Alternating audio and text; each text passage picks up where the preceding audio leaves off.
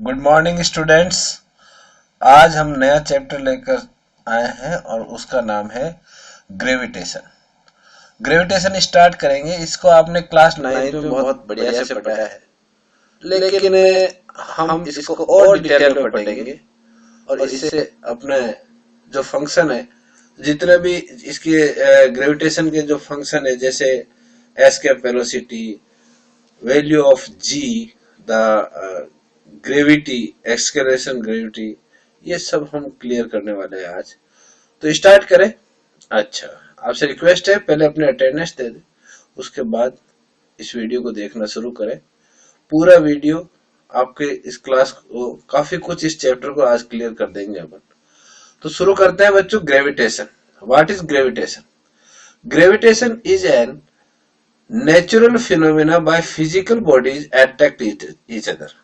ये एक ऐसा नेचुरल फिनोमेना है जिसके कारण सब जितनी भी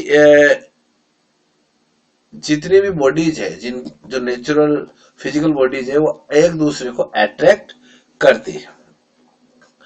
Newton focused on his attention on the motion of the moon about the earth. Newton का जो फोकस था वो कहाँ था? जब उसने अपनी डिस्कवरी शुरू की थी, इन्वेंशन शुरू किया था, तो उन्होंने यही उसका एक्सपेरिमेंट पे था कि सारी चीज इस पे स्टडी की जाए कि जो मोशन ऑफ मून है, मोशन ऑफ मून कि ये क्या बात है, क्या कारण है, क्या रीजंस है जिनके कारण मून अर्थ के अराउंड रिवॉल्व करता है।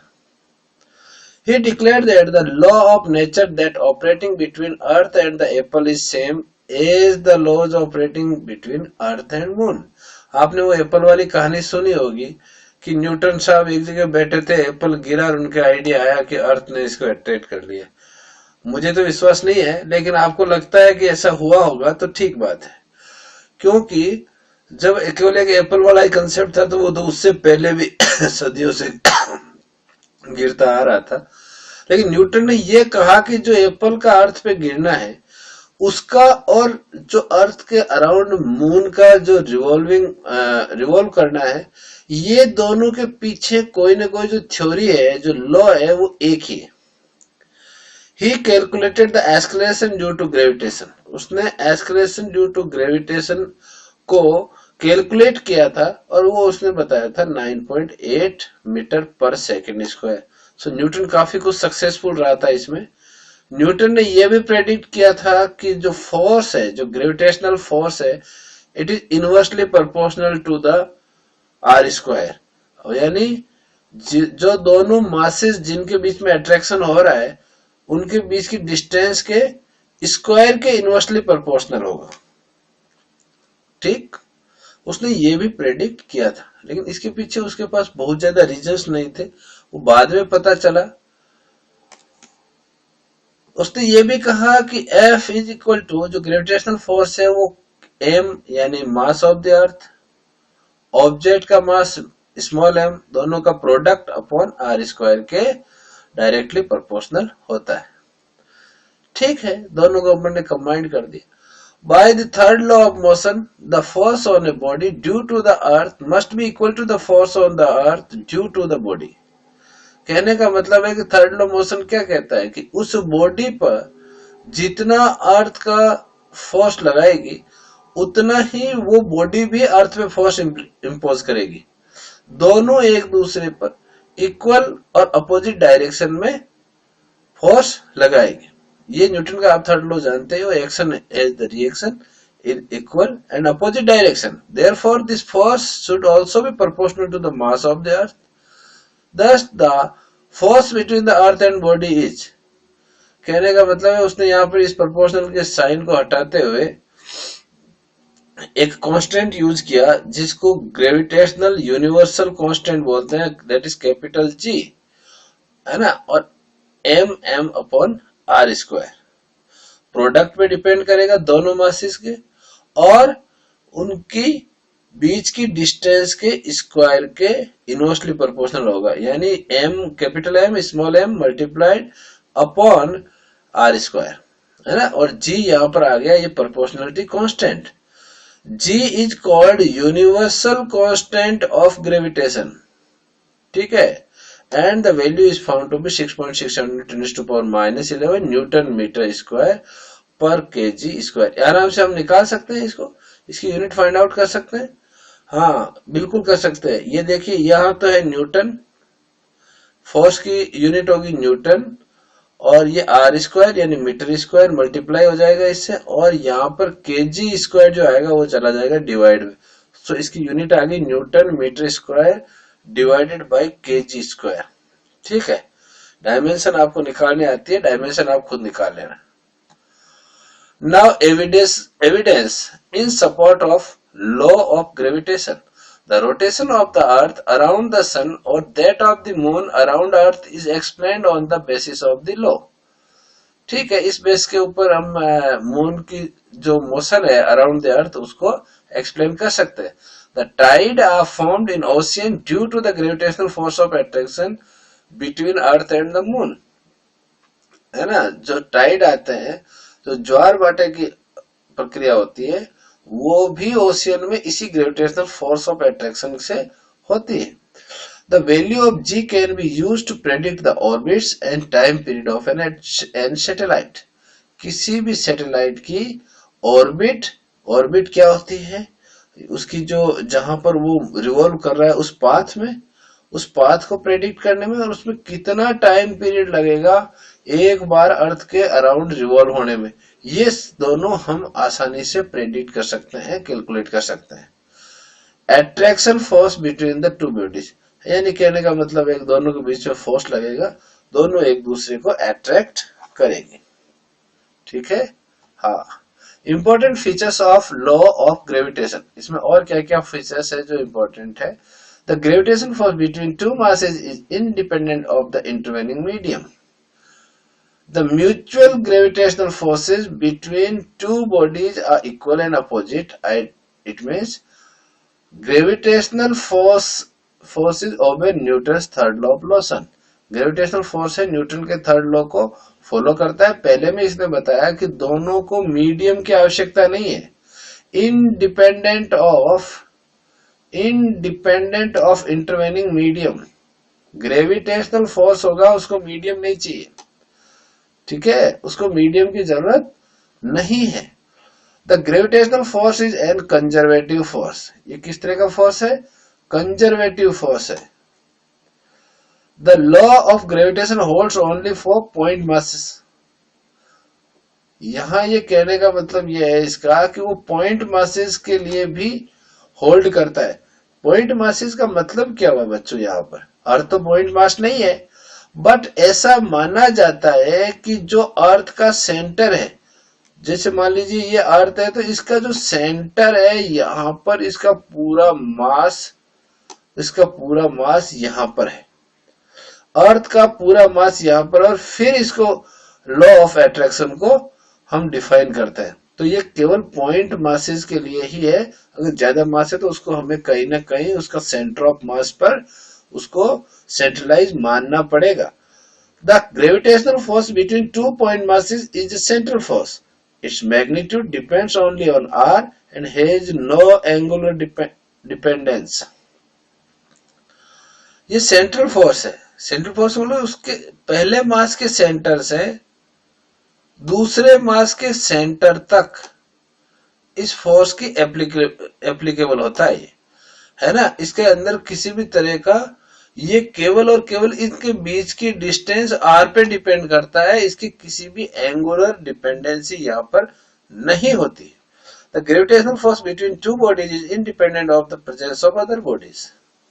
ठीक है, तो ग्रेविटेशनल फोर्स है दो बॉडीज के बीच में, वो दूसरी भले यहाँ पर चार बॉडीज और भी हो तो उनसे उसके ऊपर कोई फर्क नहीं पड़ता। इनके बीच में जितना भी फोर्स है वो उतना ही रहेगा, वो इनका इंडिपेंडेंट है कि बाकी बॉडीज से, जैसे मान लीजिए उसका अट्रैक्शन हो रहा है तो क्या इसके ऊपर इंपैक्ट पड़ेगा, नेवर। क्लियर, बहुत ही इंपॉर्टेंट चीजें थी। Escalation due to gravity of the earth, escalation due to gravity of the earth. थोड़ा सा यहाँ पर कुछ चीजें ऊपर नीचे हो गई है, तो इसको मैं थोड़ा ठीक कर लेता हूं। ठीक है, जस्ट अ मिनट।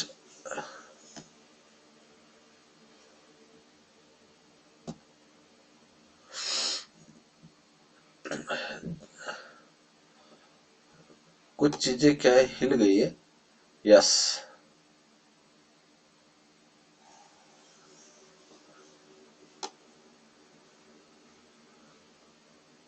एक मिनट का टाइम आप लोग देंगे। अच्छा,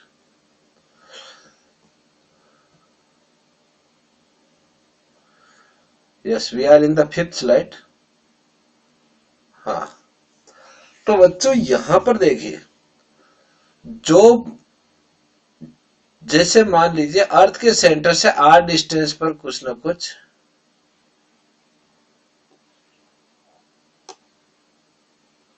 वेरी गुड।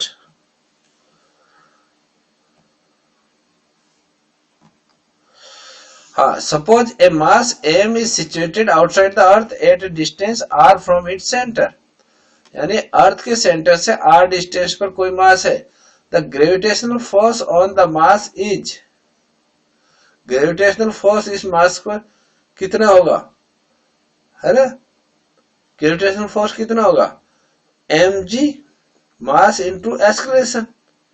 वहीं वो अगर रिवॉल्व कर रही है तो वहां पर सेंट्रीपिटल फोर्स काम कर रहा है, and that will be equal to mv upon r square, mv square upon r। Sorry, ये यहाँ पर कुछ गड़बड़ हो रहा है, इसमें सही लिखा हुआ था लेकिन कुछ गड़बड़ हो गया। चलो आप लोग इसके अंदर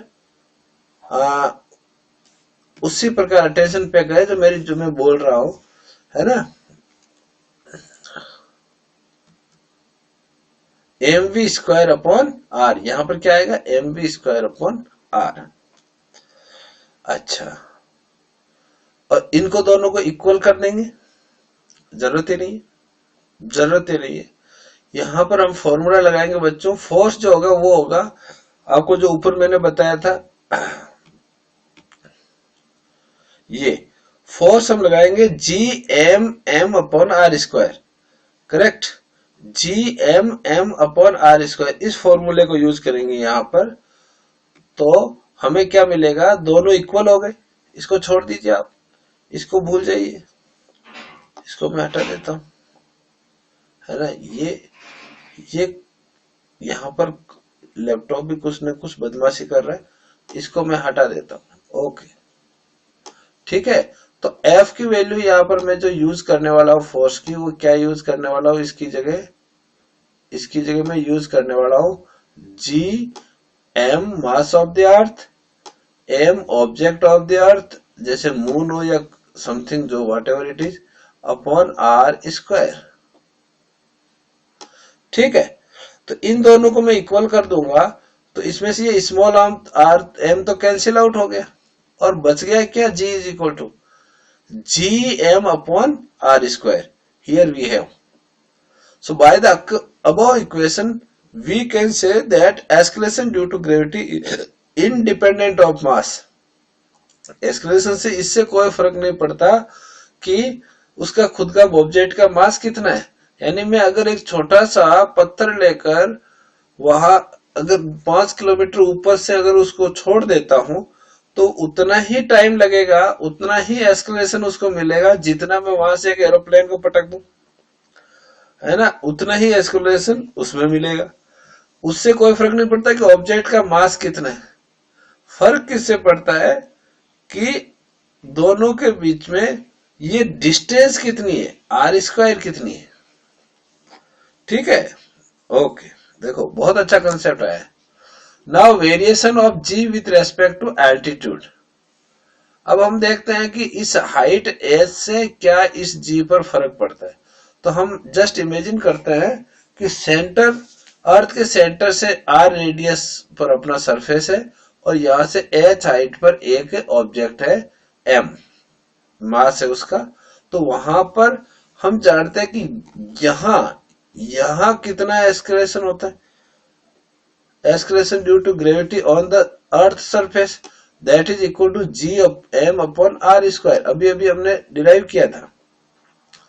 एच हाइट पर यहां पर ये जो जी एच, ये मल्टीप्लाई नहीं है, पहली चीज तो आप कंफ्यूज मत हो, ये ऐसे लिखा हुआ है। एच हाइट पर कितना ग्रेविटेशनल एक्सलेरेशन है, ग्रेविटेशनल एक्सलेरेशन यहाँ पर कितना मिलेगा, तो यहाँ पर कितना हो जाएगा, जो जो ये डिस्टेंस है ये हो जाएगी r plus h, so I will write it G M upon are plus H का होल स्क्वायर। दोनों को अगर मैं यहाँ पर डिवाइड कर दूं तो मुझे क्या मिलेगा, इसका मैं इसके अंदर डिवाइड कर रहा हूं इसको, तो मुझे क्या मिलेगा, G H upon H in the left hand side, in the right hand side G M upon are plus H का whole square upon G M upon are square. GM से जीएम कैंसिल आउट हो जाएगा, GM से GM cancel out हो जाएगा और ये ऊपर चला जाएगा, हमें मिलेगा r square upon are plus H का होल स्क्वायर। और इसके अंदर यहां से नीचे से आर स्क्वायर कॉमन लेंगे तो क्या बन जाएगा, आर स्क्वायर तो ऊपर रह गया, राइट, और यहां से आर स्क्वायर कॉमन लिया तो यह 1 प्लस एच अपॉन आर का होल स्क्वायर। अब यह आर स्क्वायर से आर स्क्वायर कैंसिल हो गया और ये ऊपर जाएगा तो हो जाएगा 1 प्लस एच अपॉन आर की पावर -2, ठीक है। और जो आपकी थ्योरम होती है बाइनोमियल, इससे मैं कह सकता हूं कि ये इक्वल आएगा 1 minus 2h upon r, 2h upon r. कोई दिक्कत यहां पर, 2h अपॉन आर, ठीक है। हाँ, ये मैंने यहां पर स्मॉल आर ली हुई है, ठीक है ना, -2h अपॉन आर। तो जी एच के जो ग्रेविटेशनल एक्सलेरेशन होगा इस पे क्या फर्क पड़ने वाला है, हाइट का, हाइट को इधर लाके मल्टीप्लाई कर देंगे, है ना, तो h minus 2h upon r, ठीक है। अरे यहां पर ये क्या हो गया, अच्छा ये जी है, ये क्या है, जी है, अच्छा अच्छा, इस जी को इधर लाके हम मल्टीप्लाई कर देंगे, 9 जी क्या है, ग्रेविटेशनल एक्सलेरेशन ऑन द अर्थ, तो इसको लाके मल्टीप्लाई कर देंगे तो हमें मिल जाएगा यहाँ पर, है ना, 1 minus 2h upon r, yes, g H upon g is 1 minus 2h upon r. Both the equation show that g decreases and as the height increases, जैसे जैसे हाइट बढ़ेगी यहाँ पर g डिक्रीज होता जाएगा, कम होता जाएगा। अब यहाँ पर देखो, ध्यान कह रहा है कि न्यूमेरिकल में कौन सा फॉर्मूला कब यूज करेंगे, तो इक्वेशन थर्ड को जब यूज करेंगे जब h और r लगभग बराबर हो, यानी बहुत ज्यादा हाइट हो, और फोर्थ जो है ये कब यूज करेंगे, जब हाइट जो है वो बहुत ही कम हो रेडियस ऑफ द अर्थ से। Variation of g with respect to the altitude, ये यहाँ पर हमने एक ग्राफ ड्रॉ किया है जिसके अंदर जैसे जैसे हाइट बढ़ती जाती है जी कम होता जाता है, ठीक है। हाँ, अर्थ सरफेस पे अगर इसको 9.8 ले रहे हैं, यहाँ पर अर्थ सरफेस पे अगर 9.8 है तो ये करीबन 300-400 किलोमीटर पर जाते जाते 9 पे ही आ जाता है, ठीक है। और उसके बाद में जैसे जैसे और आगे 2000 किलोमीटर अगर अपन हाइट पर जाकर बात करें तो ये ऑन और अबाउट लेस देन 6 यहाँ पर अपने को मिलता है। यानी जैसे जैसे हाइट बढ़ेगी आपका ग्रेविटेशनल एक्सलेरेशन कम होता जाए, जिसको एक्सलेरेशन ड्यू टू ग्रेविटी भी हम कहते हैं, स्मॉल जी से डिनोट करते हैं, ठीक है। अब डेप्थ में जाके देख लेते हैं। Consider a body place at the point D below the earth surface at a distance of ji, the G will be G, ये तो फॉर्मूला आपको पता है, ये अर्थ सरफेस पे है। अब देखो बच्चों, यहां पर प्रॉब्लम क्या हो रही है कि नई सिचुएशन उसको उस तरह डील नहीं कर सकते। अगर मान लो डी यहां पर डेप्थ है, ये डी डेप्थ है, तो इसका मतलब अब जो मास अर्थ का काम आएगा इसके लिए, तो वो केवल ये अंदर वाला मास काम आएगा, है ना, केवल यही मास काम आएगा, तो हमें ये मास फाइंड आउट करना पड़ेगा, ठीक है। समझ में आई ना कहानी। हाँ, अब जैसे यहां पर मास जो होगा वो कितना होगा, वॉल्यूम इनटू डेंसिटी। अगर डेंसिटी रो है तो यहां पर मुझे वॉल्यूम लिखना पड़ेगा, तो volume will be equal to 4/3 pi are cube. R क्या पर है, क्या है यहाँ पर, ये स्मॉल वाली आर है, ये स्मॉल वाली आर है, ठीक है, ठीक है। ये मास ऑफ द अर्थ मैंने ले लिया यहाँ पर, जस्ट ए मिनट। अच्छा, हाँ, आर क्या है, ये आर अगर मैं इस रेडियस ऑफ द अर्थ को ले लूं तो देखो बच्चों, यहां पर इसका वॉल्यूम क्या हो जाएगा, 4/3 पाई आर क्यूब। आर के यहां पर क्या है बच्चों, आर माइनस डी। अरे हम बाहर से इतनी डेप्थ में गए ना, तो आर माइनस डी यहाँ पर इसकी क्या हो गई बच्चों, ये हो गई इसकी रेडियस, तो आर माइनस डी का क्यूब। ये इसका वॉल्यूम आ गया अंदर वाले का। तो हम वॉल्यूम की जगह ये रखेंगे, ठीक है। तो जी डी जो है, सीधे आप यहां पर आ जाओ, सीधे आप यहां पे आ जाओ, जी डी जो है वो क्या होगा, capital G 4/3 pi are cube rho, ठीक है। रो तो क्या है यहाँ का, इसका density of the earth. Divide कर लो दोनों को, डिवाइड करेंगे तो वही G 4/3 pi R minus D का cube rho upon G 4/3 pi are cube rho, ठीक है। और इसको जब कैंसिल आउट करेंगे तो ये हमें मिलेगा g d upon g is equal to G1 minus d upon r, -1 upon r. इससे क्या हुआ, इससे क्या मिले, देखो G से G कैंसिल आउट हो गया, 4/3 से 4/3 पाई कैंसिल आउट हो गया, ऊपर क्या बच गया बच्चों, रो से रो भी कैंसिल आउट हो गया। तो ऊपर बचा क्या, अपने थोड़ा सा इसको और सोल्व कर लेते हैं ताकि अपने को एग्जैक्ट वैल्यू मिल जाए। यहाँ पर थोड़ा डायरेक्ट लिखा है इसने, तो हम यहाँ इसको और सोल्व कर लेते हैं। यहाँ मिलेगा अपने को आर माइनस डी का whole cube, r minus D का होल क्यूब, थोड़ा सा यहाँ हम टाइम देंगे इसको समझने के लिए, अपॉन आर क्यूब, ठीक है। तो यहाँ पर आर जब क्यूब कॉमन लेंगे तो ये कैंसिल आउट हो जाएगा, और यहाँ अंदर क्या बचेगा, अंदर बचेगा 1 माइनस डी अपॉन आर का क्यूब। ये बचेगा कि नहीं बचेगा, जब ये बचेगा तो यहां बच जाएगा बच्चों 1 minus 3D upon r, 1 minus 3D upon r. थोड़ा सा इसको लिखने में यहाँ पर ऊपर नीचे होने की वजह से कुछ डिजिट गायब हो गए, खासकर 3 पूरी तरह गायब हो गया। चलो 3D अपॉन आर, इसका मतलब हुआ कि जैसे जैसे हाइट अपन डेप्थ बढ़ाएंगे जी में जी इंक्रीज होगा, नो बिल्कुल जी इंक्रीज नहीं होगा, जी यहां पर डिक्रीज होगा। जी क्या होगा, डिक्रीज होगा, जी यहां पर क्या होगा, डिक्रीज होगा, ठीक है ना। जैसे जैसे अपन डेप्थ बढ़ाएंगे जी कम होता जाएगा, ठीक है। हाँ, जी क्या हो जाएगा, कम हो जाएगा। अच्छा, ये देखिए यहां पर सबसे पहले ये इधर हाइट है, ये आर है ना। अच्छा, ये जी है आपका अर्थ सरफेस पे। फिर क्या हुआ, जैसे जैसे हमने हाइट बढ़ाई क्या हुआ, ये डिक्रीज होता गया, कम होता गया, ठीक है।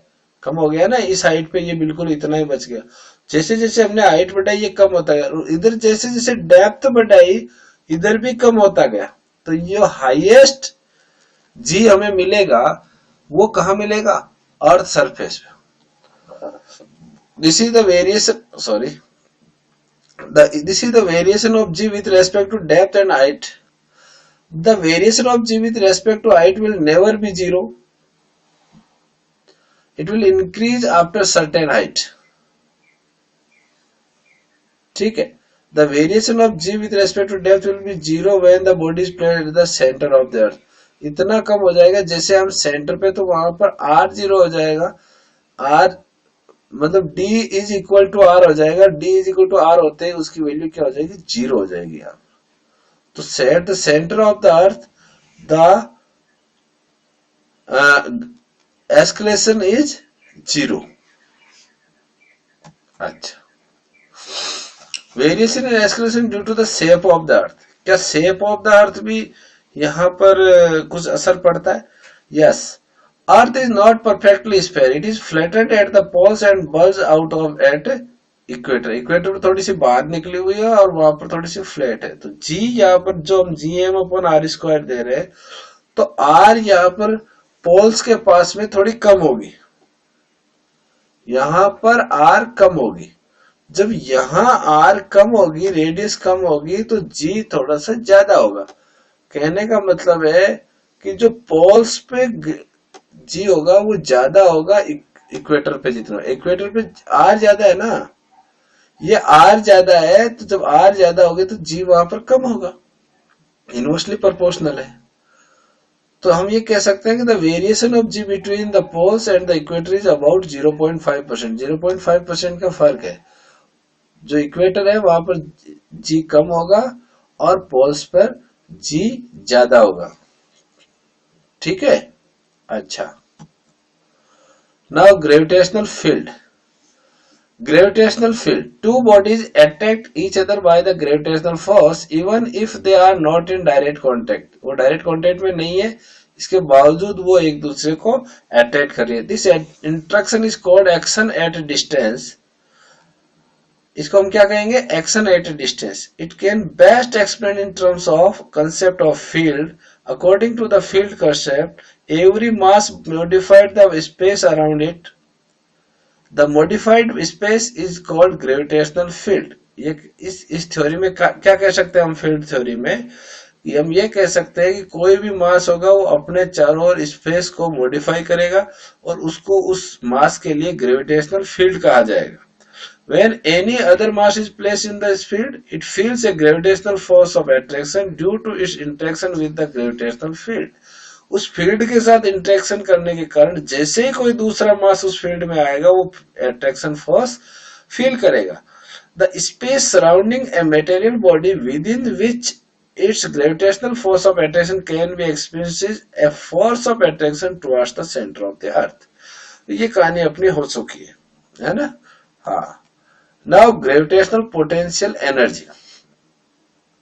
पोटेंशियल एनर्जी अपने निकालनी है। ठीक है। अभी इस समय हम कहां पर हैं? पहले थोड़ा सा चेक कर लेते हैं कि हमने कितना चैप्टर आज कवर कर लिया है। बाकी बचा हुआ अपन नेक्स्ट क्लास में देखेंगे। तो मैं थोड़ा सा देख लेता हूं इसको, just a minute.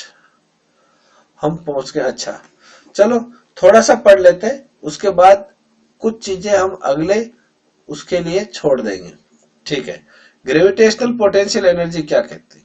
Amount of work done is bringing a body from infinity to the given point is the gravitational field of the other. Gravitational field का मतलब क्या है कि एक कोई इनफाइनाइट पर पॉइंट है, उसको मैं किसी पॉइंट पर ले आऊं, मान लो ए पे ले आऊं या पी पर ले आऊं, तो लाने में जो वर्क डन हुआ that is called gravitational force, gravitational field, sorry gravitational field. Expression for the potential energy के लिए हम क्या निकालेंगे? G M M upon x square तो आपका हो गया फोर्स, जो ऑलरेडी हम कर चुके हैं। Work done is bringing the body to the point from B to A. B to A अगर हम जो डीएक्स डिस्प्लेसमेंट के लिए अगर हम लेते हैं तो आप लोग जानते हो work done is force into displacement, so force into dx. Force की वैल्यू अगर हम यहाँ से पुट करेंगे so we will get g M M upon x square multiplied by dx. Integration कर दो इसका एज यूजुअल जैसे हम करते हैं, इन्फिनिटी से लेके आर तक। अगर हम इन्फिनिटी से आर तक अगर इसको, इन्फिनिटी से लेकर आर तक अगर इस कोई पॉइंट को ला रहे हैं तो इसका इंटीग्रेशन कर दो। जब इंटीग्रेशन करेंगे तो 1 अपॉन एक्स स्क्वायर का इंटीग्रेशन क्या हो जाएगा? 1 अपॉन एक्स स्क्वायर इंटीग्रेशन हो जाएगा एक्स टू द पावर -1। और यहां पर अगर आर और इन्फिनिटी अगर हम वैल्यू रखेंगे तो हमें मिलेगा minus g M upon are.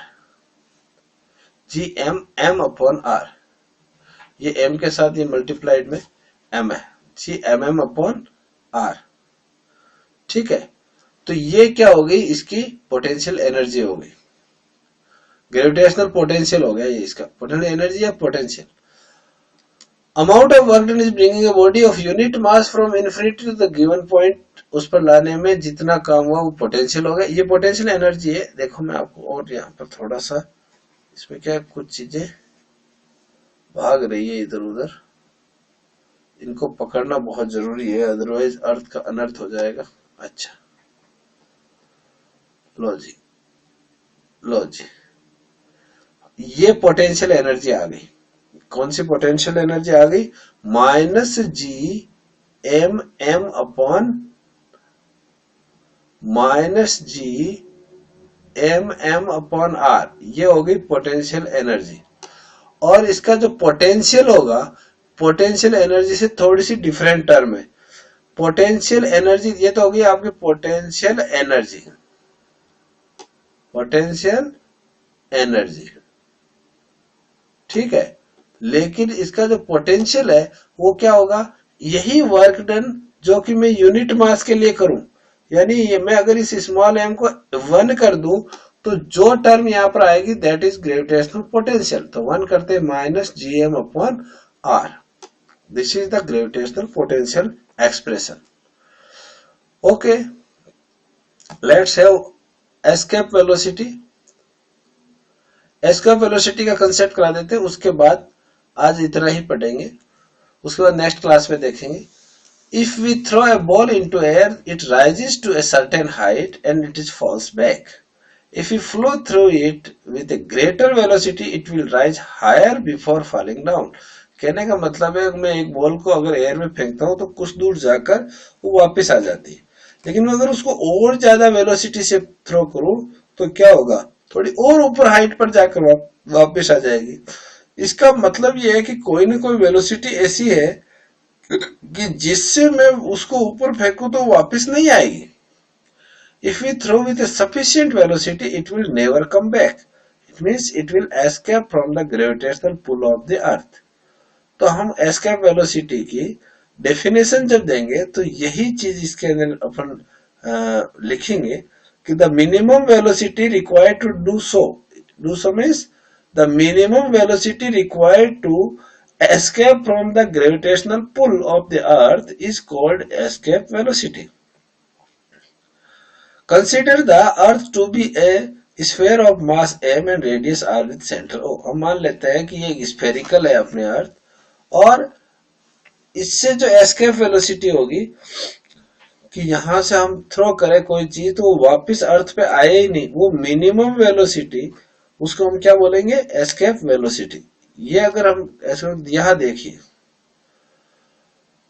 हम आर डिस्टेंस, आर इस रेडियस को ले चुके हैं, अब यहां से हम हल्का सा फेंका मिनिमम वेलोसिटी से, ये वापस आ गई, थोड़ी और वेलोसिटी से फेंका तो यहां थोड़ी और ज्यादा हाइट से वापस आ गई। फिर एक सिचुएशन ऐसी आई कि जहां से हमने फेंका तो जिसको थ्रो किया इसको इस वेलोसिटी से कि वो एस्केप हो गई, वो दौड़ गई यहां से, इसको छोड़ के भाग गई। तो speed needed to escape an object gravitational pull से अगर वो यहां से छोड़ के निकल गई, उसे हम बोलेंगे, वो वेलोसिटी मिनिमम जो वेलोसिटी है उसको बोलेंगे एस्केप वेलोसिटी। ठीक है, अच्छा अब देखो एस्केप वेलोसिटी किस पर डिपेंड करती है, इस ग्रेविटेशनल पुल पर डिपेंड करती है। यानी अगर मुझे यहां से किसी चीज को थ्रो करना है, अर्थ सरफेस से किसी चीज को थ्रो करना है, तो मुझे काफी ज्यादा एस्केप वेलोसिटी की जरूरत पड़ेगी। लेकिन अगर मुझे थोड़ा हाइट से करना है तो यह ग्रेविटेशनल पुल थोड़ा कम हो गया है, तो इससे थोड़ी सी कम एस्केप वेलोसिटी से भी काम चल जाएगा। जो एस्केप वेलोसिटी है इससे कम भी होगी तो भी काम चल जाएगा। थोड़ी सी एस्केप वेलोसिटी यहां से कम हो जाएगी, थोड़ी कम वेलोसिटी से भी ये इसको ग्रेविटेशनल पुल को छोड़ के चला जाएगा। और जितनी हाइट ज्यादा, very far from the center अगर है तो एस्केप वेलोसिटी बहुत ही स्मॉल होगी। Using total energy concept we can derive the equation for escape velocity. At any point the total energy must be zero, ये तो हम जानते हैं। है ना, एनर्जी कंजर्वेशन से कि टोटल एनर्जी तो कंजर्व करेगी।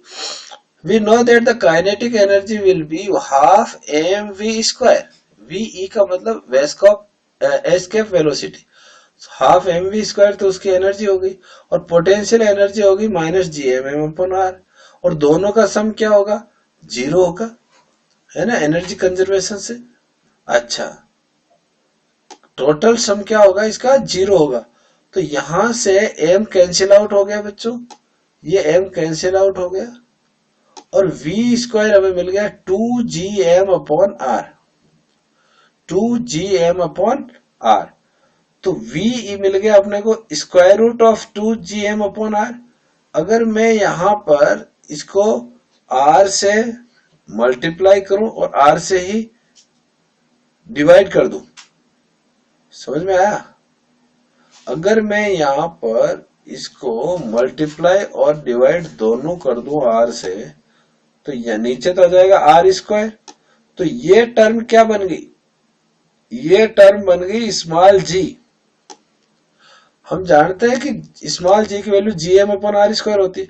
इस वैल्यू को जैसे मैं पुट करूंगा मुझे एस्केप वेलोसिटी मिलेगी square root of 2gr, escape velocity मिलेगी मुझे square root of 2gr। So it is a very important expression by the point of view as of numericals also, है ना। हमें ध्यान देना है यहाँ पे कि स्क्वायर रूट ऑफ 2gr आपकी एस्केप वेलोसिटी यहाँ पर आ गई। सैटेलाइट का कंसेप्ट है, चलो इसको फिनिश कर लेते हैं। सैटेलाइट का थोड़ा सा बचा हुआ है। Satellite in an body which continuously revolves on it around earth and much smaller body in A stable orbit. थोड़ी सी काफी लार्जर बॉडी यहाँ पर होगी जो इसकी ऑर्बिट, एक स्टेबल ऑर्बिट में मूव करती रहती है और अर्थ के चारों ओर रिवॉल्व करती रहती है। Natural satellite, a satellite created by nature is called natural satellite, जैसे मून, ये नेचुरल है। आर्टिफिशियल सैटेलाइट कैसा होता है, a man made satellite is called an artificial satellite, example Chandrayaan, Sputnik, ये सब कुछ। World's first satellite was Sputnik first. पहला सैटेलाइट कौन सा था, स्पुतनिक फर्स्ट, जो कि रशिया ने लॉन्च किया था 1957 में। तो आपको ये चीज पता होनी चाहिए। चलो ये तो बेसिक आइडिया आ गया। टाइप ऑफ सैटेलाइट 3-4 आर्टिफिशियल होते हैं, नेचुरल होते हैं। जो आर्टिफिशियल होते हैं वो 2 तरह के होते हैं, एक तो होता है जियो स्टेशनरी और दूसरा होता है पोलर। इस साल अपने सिलेबस में जियो स्टेशनरी सैटेलाइट्स है, ठीक है।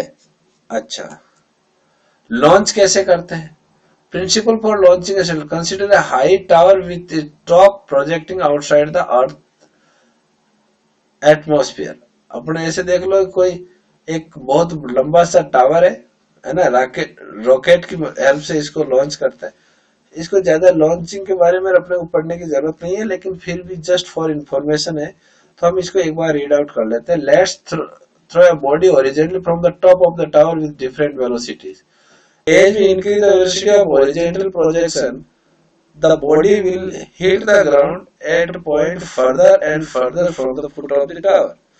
भाई अपन किसी टॉप से अगर किसी को थ्रो करेंगे तो ज्यादा वेलोसिटी से फेंकेंगे तो वो ज्यादा दूर जाके गिरेगी।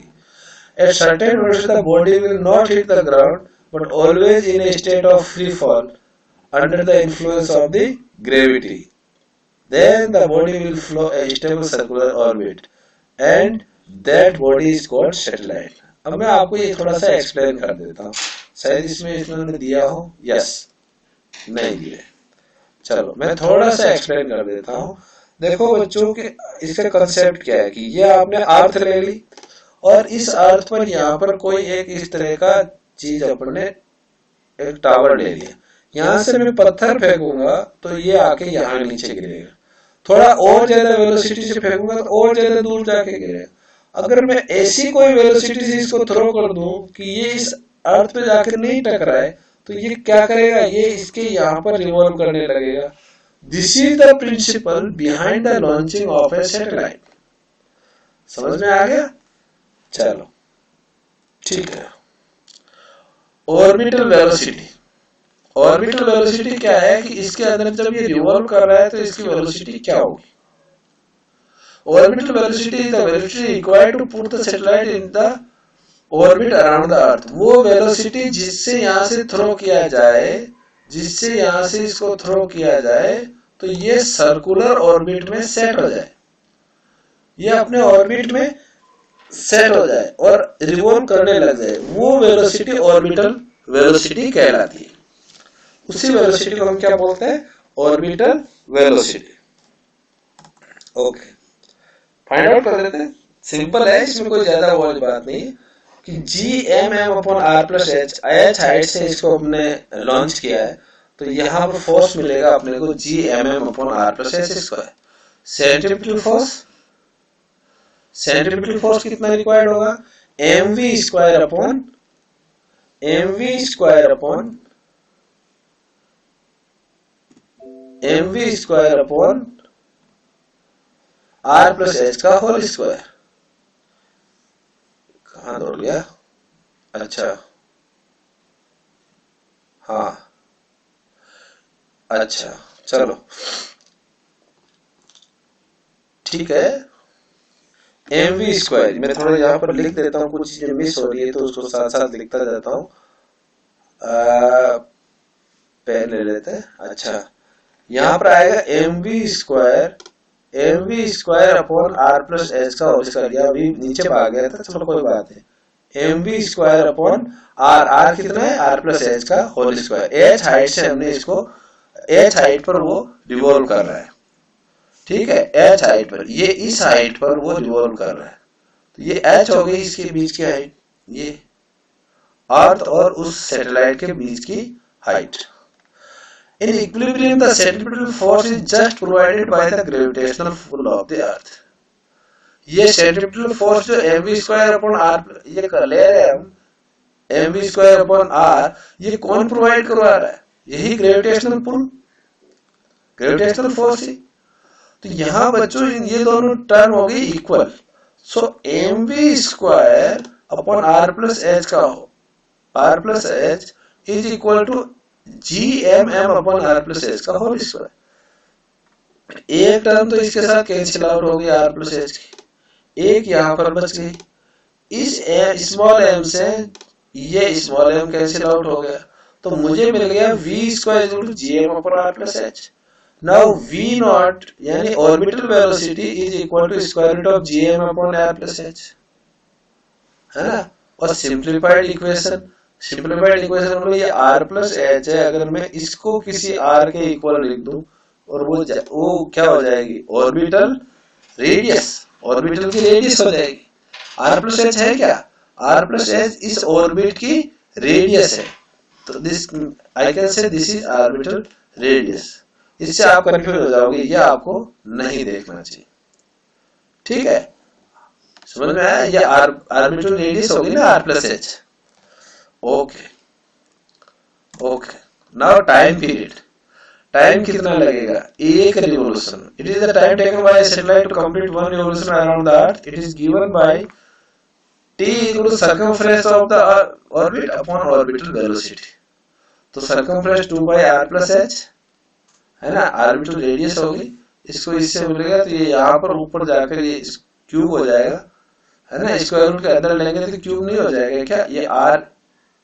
ये r+h का स्क्वायर का अंडर रूट है, नीचे r+h है तो ये ऊपर क्यूब हो गया, स्क्वायर के अंदर रहेगा अपॉन Gm, और ये 2π हो गया, ठीक है।